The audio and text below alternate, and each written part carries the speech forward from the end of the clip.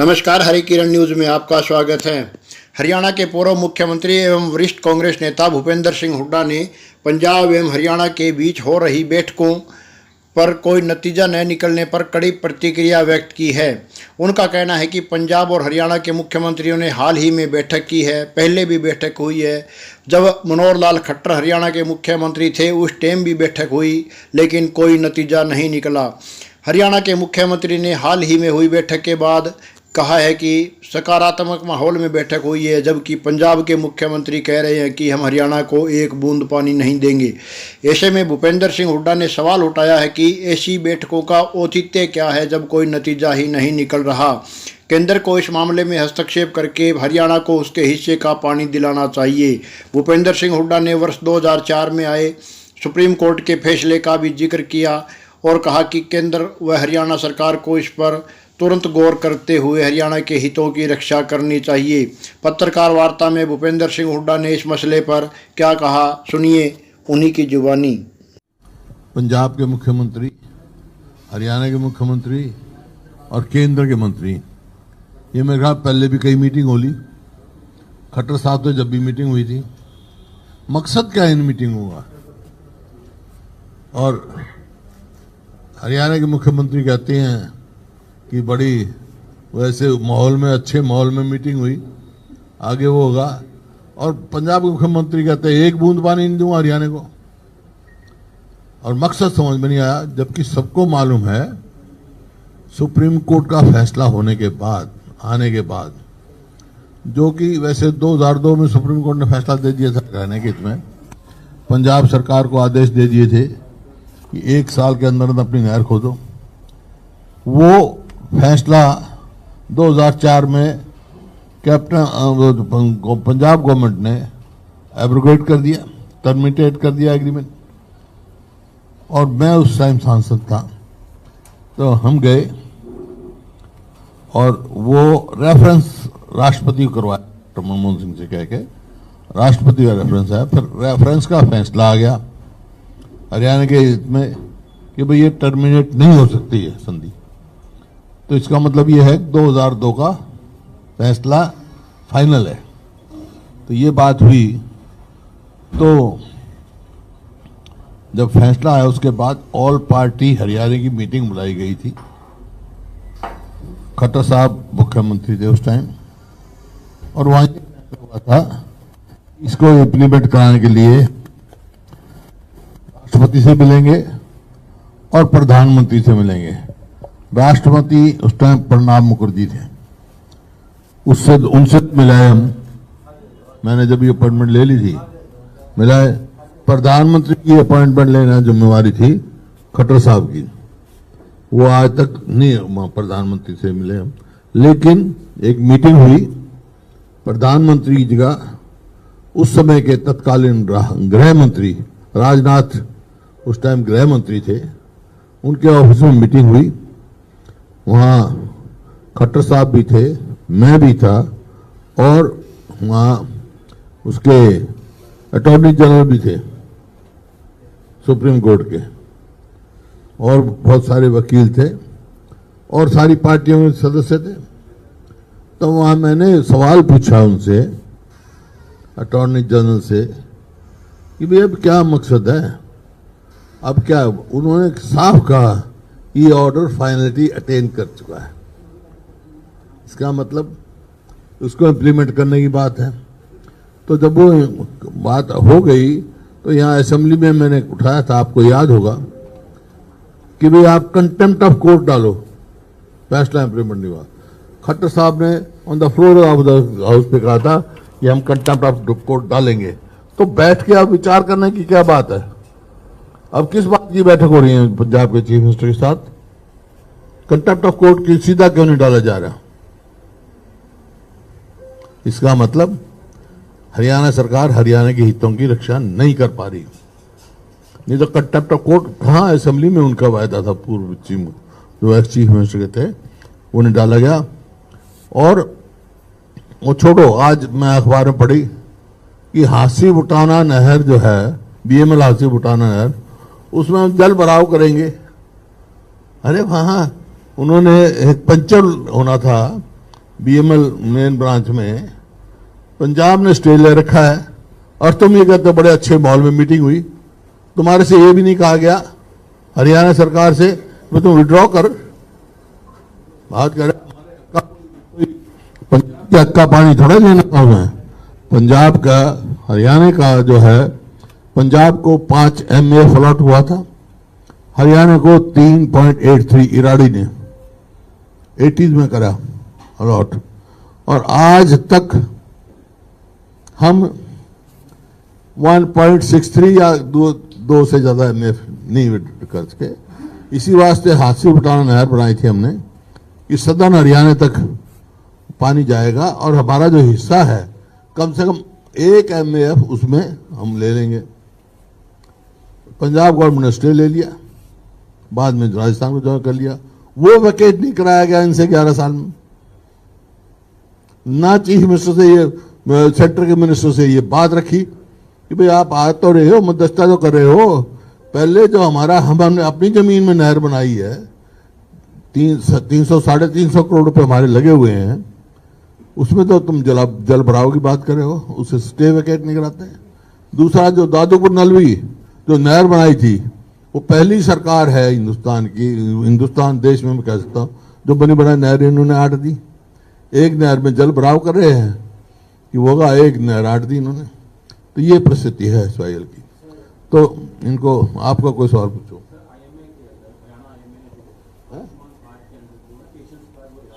नहीं, एक मिनट, वो टॉपिक आएगा जो बात करेंगे। अब इसके बारे में किसी की कोई क्लैरिफिकेशन नहीं हो बात।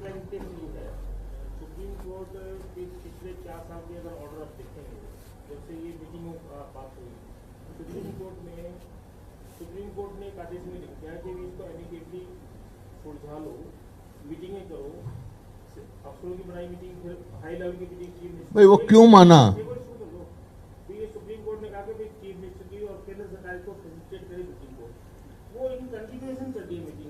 वही जानना ही चाह रहा हूँ कि हरियाणा सरकार को 4-5 मीटिंग हुई सीएम की, तो इस पे क्या रुख बनाना चाहिए? नहीं, वही मेरा सवाल है। हरियाणा का रुख वही होना चाहिए जो मैंने असेंबली में कहा कि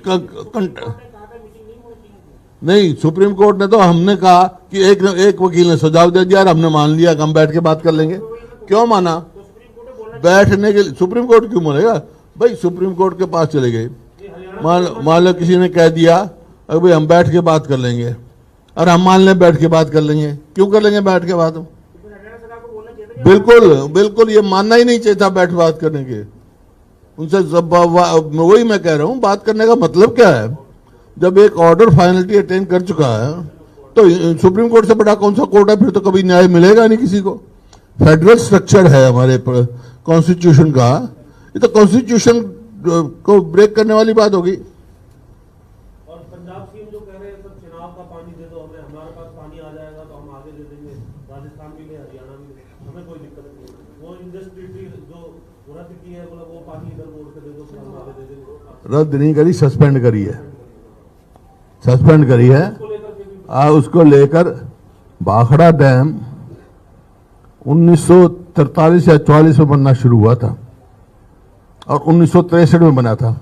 कितने साल में हुआ? तो ऐसे तो कई डैम बनाने पड़ेंगे चैम का, चनाब और झेलम का पानी लाने के लिए, इंडस पानी के लिए। कितने साल होंगे? मतलब कोई बेबुनियादी बात करें, जितना हमारा पानी है उतना तो दो, हम अपना हक कैसे छोड़ेंगे हम? वो इस पानी पे तो कह देते हैं एक वोट भी नहीं हमारे पास। तो वो कैसे भाई? जब फैसला कर रखा है सुप्रीम कोर्ट का, हमारा इराडी ट्रिब्यूनल ने 3.83 MF पानी दे रखा है, 5 MF उसको दे रखा है, बाकी राजस्थान को और उनको दे रखा है, तो उनको क्या मतलब हुआ? ऐसे फैसलों पे तो विधानसभा बुला करके अपना प्रस्ताव पारित कर देते हैं। CISF को लेकर के भी किया था, अभी जो भाखड़ा का भी मैं करे जाओ। जब तो मैं कह रहा हूं ये कमजोरी है भाई। जब यहां बीजेपी की सरकार, दिल्ली में बीजेपी की सरकार क्यों नहीं बन रही SYL?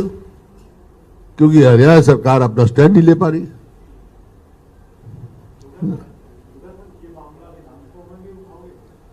मैं पहले भी उठाया था, मौका लगा भी उठाएंगे। अब आपका सीधे सीधे मतलब ये कहना है कि बाकी बंद और मैं तो उसी दिन कहा था यार, देखिए आप असेंबली की अगर आपको याद ध्यान है तो उसी टाइम मैंने कहा था तो फाइनलिटी अटेंड कर चुका है। अब बातचीत का कोई मतलब नहीं। अब तो अगर नहीं होता है तो कंटेम्प्ट ऑफ कोर्ट डालो, कंटेम्प्ट ऑफ कोर्ट डालो। प्रधानमंत्री से मिलने की बात है, आप सब विपक्ष जो प्रधानमंत्री से मिले नहीं, गृह मंत्री से मिले थे उनकी जगह, और वो आपको बता दिया मैंने वहां क्या हुई। वहां ये साफ आ गया था कि ये ऑर्डर फाइनलिटी अटेंड कर चुका है। मैं तो कह चुका हूं भाई, हरियाणा सरकार का स्पष्ट कंटेम्प्ट ऑफ कोर्ट डालना चाहिए। ऑलरेडी डिलेड है, हरियाणा की तो हितों के साथ खिलवाड़ हो रही है।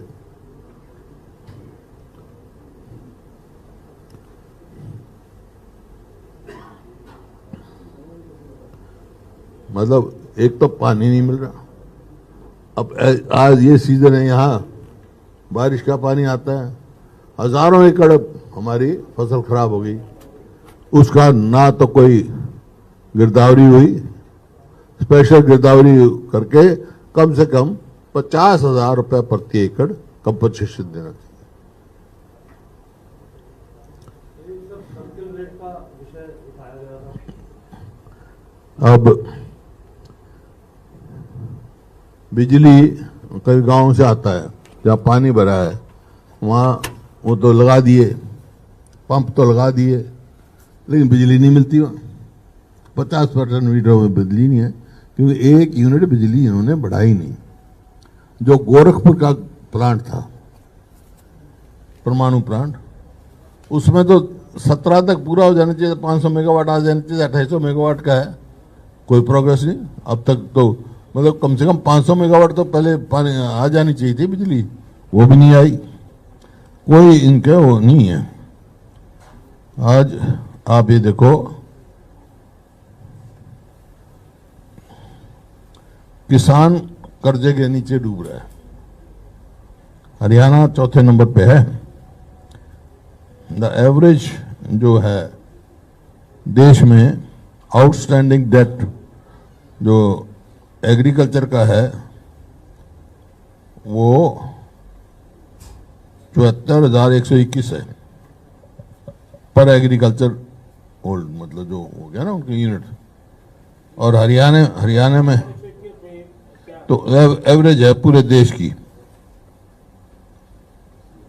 और हरियाणा की जो है वो है 1,82,922, चौथे नंबर पे है। हाँ, पर होल्ड है, पर हाउस होल्ड कर्जा है। हैं? हाँ, मैं बता रहा हूँ, हाउस होल्ड पर हाउस होल्ड तो ये अब 1,82,922 है हरियाणा में, जबकि नेशनल एवरेज है 74,121। पूरे देश में 14 में थी, पूरे देश के किसान पे थी 8 लाख करोड़ के करीब कर्जा, अब तो कहीं हो गया 28 लाख। इसका मतलब क्या है? इसका मतलब यह है कॉस्ट ऑफ इनपुट्स तो बढ़ रही हैं, खाद की कीमत बढ़ गई, कीटनाशक दवाई की कीमत बढ़ गई, बिजली की कीमत बढ़ गई, और किसान को एमएसपी भी नहीं मिल रही है प्रॉपर। जो स्वामीनाथन का फार्मूला था, जो मेरी कमेटी जो रिकमेंड किया था, उस पर भी नहीं मिल रही, तो किसान तो आजकल और डूबेगा कर्जे में। ये परिस्थिति हो रही है।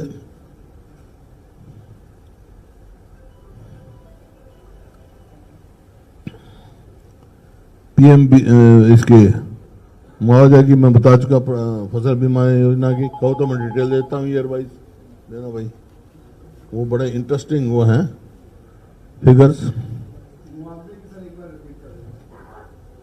फसल के प्राइम मिनिस्टर का, हाँ, मंत्र प्रधानमंत्री बीमा योजना,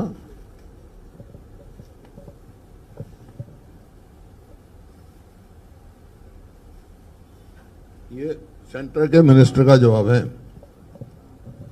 दीपेंद्र ने सवाल पूछा था कि मुआवजा भुगतान में 90, उसने कहा है कृषि एवं किसान कल्याण मंत्रालय की ओर से कृषि राज्य मंत्री रामनाथ ठाकुर ने बताया 2022 में हरियाणा में फसल बीमा के अंतर्गत 2,518.66 करोड़ का भुगतान किया गया था और 23-24 में ये 2,065 करोड़ रह गया।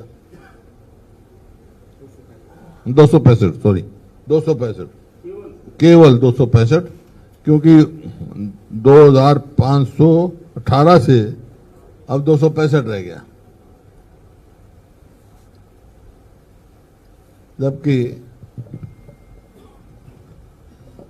वर्ष जो है 23-24 में किसान से 154.9 करोड़ रुपए, केंद्र सरकार ने 246.6 करोड़ रुपए दिए और इतना ही राज्य का हिस्सा माना जाए तो यह बीमा कंपनी की तिजोरी में 648 करोड़ रुपया उन्हें कमाया। यानी बीमा कंपनी को 382 करोड़ रुपए का मुनाफा हुआ। दोनों आप तीनों गिन लो तो 600 इतना दिया, प्रीमियम दिया। इसी तरह 24-25 में यह राशि और भी कम होकर, जैसे मैंने कहा 262 करोड़ रह गई, जबकि वर्ष 24-25 में किसानों से 280 करोड़ रुपया, 280.3 करोड़, केंद्र सरकार ने 388.2 करोड़ और 50% के आधार पर राज्य का हिस्सा 388 करोड़ रुपए प्रीमियम माना जाए तो बीमा कंपनी की तिजोरी में 1,056 करोड़ रुपए पहुंचे, लेकिन किसानों को सिर्फ 262 करोड़ मिले। इसका मतलब उनको मुनाफा हो गया 794 करोड़ का। तो ये है प्रधानमंत्री फसल बीमा योजना। भाई ये जवाब है उसके सारे कृषि मंत्री के। इसी प्रकार से जो कलेक्टर रेट एकदम बढ़ा दिया इन्होंने, उसका किसका नुकसान होगा, किसको मार पड़ेगी? वो होगी मध्यवर्गीय लोग, गरीब आदमी। इसका मतलब मध्यवर्गीय लोग कोई प्लॉट खरीद नहीं पाएंगे और ना गरीब आदमी कर सकेगा, क्योंकि जब हुड्डा था, अब तो इन्होंने रख दिया शहरी, हाँ हरियाणा शहरी विकास वर्ग, क्योंकि वो हुड्डा से इनको लगता था कि हुड्डा मेरे नाम से जुड़ गया तो वो नाम बदल दिया इन्होंने। हालांकि मैंने इनको कहा था भाई वो हरियाणा अर्बन डेवलपमेंट अथॉरिटी है हुड्डा, और मैं HOOD हूँ, हरियाणा ओवरऑल डेवलपमेंट अथॉरिटी। तो मेरे से कुछ मुकाबला कर रहे हो। असेंबली में कहा था मैंने खट्टर साहब को, लेकिन नाम बदल दिया। लेकिन हुड्डा जब बना तो उसका मकसद जो है ये था नॉन प्रॉफिटेबल, आम आदमी को प्लॉट मिल सके, और एप्लीकेशन मांगी जाती थी। प्लॉट जो है बाई लॉट निकाले जाते थे, बाई लॉट प्लॉट निकालते थे। जितने सारे मान लो 500 प्लॉट है तो सबके वो मांग ली, जितने ने अप्लाई किया 500 जिनके निकले प्लॉट मिल जाते थे। अब इन्होंने क्या किया, ऑक्शन कर दिया। अभी सुप्रीम कोर्ट ने, मैंने वो केस में भूल गया, 2-3 दिन पहले कहा है कि PSU जो है स्काईलॉक ना बने। ये तो मुनाफाखोरी में चल पड़े। अब प्लॉट ऑक्शन भी कैसे करते हैं, मान लो एक सेक्टर में 200 प्लॉट है तो 10 एक बार करेंगे, फिर उसके बाद करेंगे। इसका मतलब यह है कौन लेगा वो प्लॉट, प्रॉपर्टी डीलर लेंगे, फिर वो अपने मन के हिसाब से भाव लेंगे। तो मध्यवर्गीय लोग और किसान, मतलब गरीब आदमी तो वो नहीं। पहले चीफ मिनिस्टर की डिस्क्रिप्शन होती थी पॉइंट की, वो मैं जब चीफ मिनिस्टर बना मैंने वो भी खत्म कर दी थी। वहाँ आम आदमी के लिए भैया, गरीब आदमियों के लिए है, लॉटरी से निकलेगा। अब इन्होंने ये कलेक्टर रेट बढ़ा के और उनको दबा दिया। एक तो ये जो जिस मकसद से हुड्डा का बना था, नो प्रॉफिट नो लॉस, वो रखना चाहिए इनको। ये मुनाफाखोरी में क्यों चल रहे हैं? आम मध्यवर्गीय लोग कहां से कैसे प्लॉट लेगा उसका, गरीब आदमी कैसे प्लॉट लेगा? चला रखे। सरकार का तर्क भूपेंद्र सिंह हुड्डा की है कि गरीबों पर मध्य वर्ग पर इसका कोई असर नहीं पड़ेगा। मैं कह रहा हूं असर क्यों नहीं पड़ेगा? लो, आप नहीं चाहते कि हुड्डा प्लॉट मिले? सब चाहते हैं ना, तो भी चाहता है, चाहता तो है, मिले ना ले दूसरी बात। हाँ, वो लॉटरी के थ्रू निकलने लग गया तो भर देगा तो अपनी लॉटरी। पाएंगे तो इससे ही मिल जाएगा, मैं तो देना थोड़े। नहीं, वो डिस्क्रिप्शन नहीं रखा मैं सबको लॉटरी से निकलेगा, समझा? हाँ। तो इस वास्ते कलेक्टर रेट जो है तुरंत वापस लेना चाहिए। और इश्यूज की तो कमी नहीं है। HPSC का देख लिया आपने किस प्रकार से पेपर लीक हो रहे हैं। और आप कोई सिलेक्शन देख लो, बिजली बोर्ड में SDO से लेकर असिस्टेंट प्रोफेसर वगैरह तक देख लो, मतलब सब बाहर के लिए जा रहे हैं। क्या हमारे काबिल नहीं है? और तो चेयरमैन भी बाहर का बना रखा है। और जब ये वहां करोड़ों रुपए के पकड़े गए थे, उस टाइम ये था ये पैसे किसी व्यक्ति के नहीं है, HPSC के हैं, जो इसको सारे HPSC को छुट्टी कर देनी चाहिए थी, जैसे हमने कर दी थी। हमारे से पहले जो बड़ा था HPSC, वो राष्ट्रपति से लेकर हमने उसको वो करवा दिया था, क्योंकि उसके जो आपने देखा ही भुगत रहे नतीजे। तो ये है सेक्रेटरी को भेजने से क्या होता है? जब उसने कहा भी सेक्रेटरी के नहीं है पैसे, वो पैसे तो मतलब बाद में भी लेते रहे, दूर तक पकड़े गए HPSC के।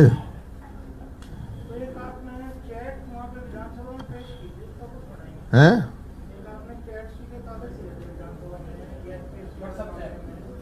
दिए थे, दिया था, तो उन्होंने कहा था हम इसकी जांच करेंगे, क्योंकि जांच में फंस जाएंगे, इस वास्ते जांच नहीं करी उन्होंने। जांच नहीं करी। किस चीज की जांच करी इन्होंने? कहते सबकी है।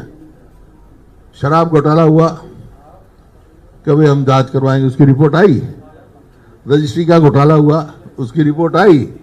धान का घोटाला हुआ, उसकी रिपोर्ट आई। ये HPSC का घोटाला कोई रिपोर्ट आई है?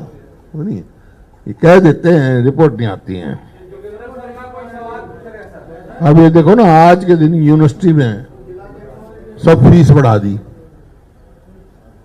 फीसें बढ़ा दी, लेकिन सारी यूनिवर्सिटी का आप हिसाब लोगे तो 50% पोस्ट खाली हैं। और बहुत सारी यूनिवर्सिटी ने कोर्सेज बंद कर दिए। जो कोर्सेज हैं जो करते हैं, जैसे मान लो ये परफॉर्मिंग एंड विजुअल यूनिवर्सिटी थी रोहतक में, जो कि एक वहाँ बहुत अच्छा वो बनना था, फिल्म सिटी टाइप डेवलप होना था, कुछ नहीं। इसी तरह मेरी बात खत्म होने दे, पर तू बता दूंगा तेरे को, जा समझा? बता देंगे जिलाध्यक्ष। अभी ठहर जाओ। एक ये स्कूलों में टैब दिए 700 करोड़ के, या कितने दिए ना? है कितने करोड़ के? 700 करोड़ के। तो ना तो वहां इंटरनेट, ना उसमें चिप्स, खिलौने बन के दे रख दिए। तो खिलौना बना दिए ना, फिर क्यों मंगा, पर दिए क्यों? पहले जब हेलो शिक्षा मंत्री से बात हुई, कह रहे थे कोरोना काल में ऑनलाइन क्लास के लिए दिए थे, अब हमने वापस मंगा लिए, उन्हें दूसरी जगह इस्तेमाल करें। जब तक दिए, जब क्या इंटरनेट था वहां? चिप थे वहां? जो आज आज आज आज इंटरनेट बंद हो गया, आज थोड़े बंद हुआ है। कहाँ थे? तू गया था, तने इस्तेमाल करे थे? छोड़ो। हाँ, ना कंटेंट था, ना ई कंटेंट था। उसकी खरीद में घोटाला हुआ था। खरीद में, टैब की खरीद में घोटाला हुआ था। तो बात अब आज एक और खबर पढ़ रहा था मैं कि कौशल रोजगार में जब लगे हैं, उनकी देश में भी कहीं बदली हो सकती है। अरे 20,000 रुपए तुम दे रहे हो, देश में कहां बदली करोगे?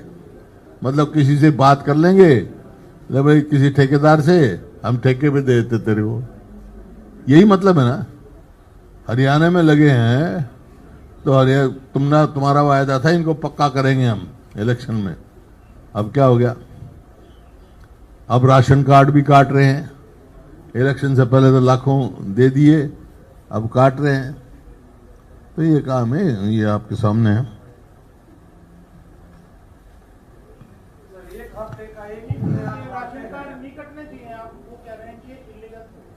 क्यों बनाए इलीगल? क्यों बनाए इलीगल? इलीगल किसने बनाए? सवाल इस बात का है। और किस समय में बनाए? इलेक्शन से पहले बनाए और इलेक्शन के बाद काटना शुरू कर दो। अरे कोई मतलब हर आदमी जो कॉमन सेंस रखता है वो समझता है इस बात को। पेज 1 का सवाल है। अब सवाल उन्हें पूछ रहे दे, वो पीछे। सर आजा। मैं पूछ रहा था सर, एक तो 22 तारीख से सेशन है, नेता प्रतिपक्ष का चुनाव नहीं हुआ आपकी पार्टी में। अच्छा, दूसरा वो सूची अटकी हुई है दिल्ली में। ऐसा है, अखिल भारतीय जनसंघ का जनता पार्टी का अध्यक्ष चुना गया। पूछा उनसे आपने? हाँ, फिर क्या जवाब दिया उन्हें? यही कहा होगा ना चुना जाएगा। मेरा भी यही चुना जाएगा भाई। और बोलो। राहुल गांधी 30 जून का टाइम देते गए थे आपका, हैं? 30 जून तक कर देंगे। फिर वही बात कर रहा है, तेरे से सलाह करेंगे वो, फिर करेंगे। सर राहुल गांधी जी ने एक रेवोल्यूशन किया है। ये सर, कानून सुन रहे हैं? व्यवस्था की स्थिति देख लो।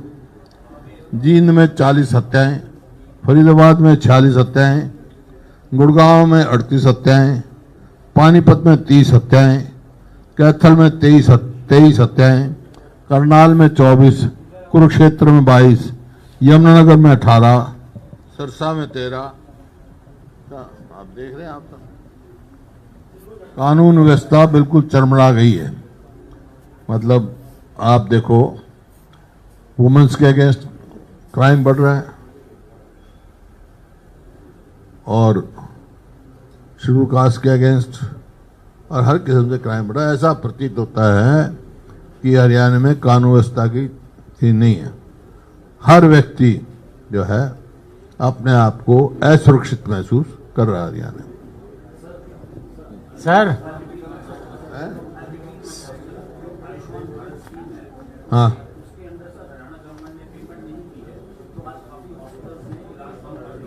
हाँ, ये है उनका मामला।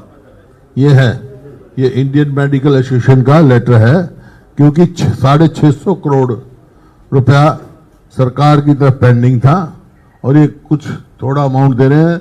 वो कहते हैं तुम समय पे देते नहीं, पूरा देते नहीं। वही बात है ना, गरीब आदमी तरफ तो ध्यान ही नहीं है सरकार का। It should be timely paid और करना चाहिए। इसी वास्ते इंडियन मेडिकल एसोसिएशन ने कह दिया हम नहीं करेंगे इलाज। ये सीएम साहब से भी हमने पूछा था और अधिकारियों से भी पूछा था, हेल्थ विभाग के भी। उनका ये कहना था कि औने पौने बिल जो है प्राइवेट हॉस्पिटल ने बनाए थे और मुख्यमंत्री जी का ये कहना था कि हम हर जिले में एक ऐसा हॉस्पिटल बनाएंगे जहाँ सब सुविधाएं हो। इसका मतलब ये बंद करेंगे ना, इसका मतलब ये बंद करेंगे। चालू किसने करी थी भाई? बंद करने की कोई बात फिर फिर जो उनका पेमेंट है, ड्यू है, या तो ये बताए मैं तुमने ये गलत पेमेंट करके उस टाइम गलत बिल दे रखा है। ऑडिट करें, कुछ करें। खाली पेमेंट रोकने से क्या मतलब? डिलेड पेमेंट का क्या मतलब? गरीब आदमी को तो इलाज जो मिलना चाहिए था वो तो नहीं मिला ना। सर राहुल गांधी जी ने आज वोटर लिस्ट में मैनिपुलेशन की बात कही है। उसमें जो है महाराष्ट्र और हरियाणा का बात कहा गया है। कहां से बोल रहा है? हाँ, आज जो है एक बहुत अच्छा प्रोग्राम राहुल गांधी जी ने एड्रेस किया था। हाँ। उसमें उन्होंने बताया कि मैनिपुलेशन हुआ है वोटर लिस्ट में, और हरियाणा और महाराष्ट्र और कर्नाटका। हाँ। उन्होंने बाकायदा जो है कर्नाटका के कॉन्स्टिट्यूंसी में भी बताया कि किस तरह से 1 लाख वोटर्स का मैनिपुलेशन हुआ है। और आपका तो असेसमेंट क्या है? आप हरियाणा में हुआ है? देखिए, इसी वास्ते जब हरियाणा में हुआ था उसी टाइम हमने कहा था कि इलेक्शन बैलेट पे होना चाहिए। देखिए, जब इलेक्शन खत्म हुआ जिस टाइम पे, आजकल तो ये है सिस्टम 1 मिनट में पता लग जाता है। तो शाम को क्लोजिंग के बाद उन्होंने कोई फिगर दी वे इतनी वोट पोल हुए हैं, रात को 10 बजे दूसरी दे दी, 7 तारीख को सवेरे को दे दी, 8 को गिनती होनी थी और 7 की रात को और दे दी। 1% से 1%, कहीं 10%। ये देखिए 5 हरियाणा के पिछले रिजल्ट देखो आप। पिछले 5 रिजल्ट में हरियाणा में उसी की सरकार बनी है जो पोस्टल बैलेट में जीता है, और इस इलेक्शन में पोस्टल बैलेट में कांग्रेस 90 में से 76 में जीती है, मशीन में 37 आ रही है। तो ये है, क्वेश्चन है, और इसी वास्ते हमारी डिमांड है भाई वोटर लिस्ट ठीक हो और पोस्टल से वोट हो। राहुल गांधी ने इसको बड़ी मजबूती से उठा रखा है।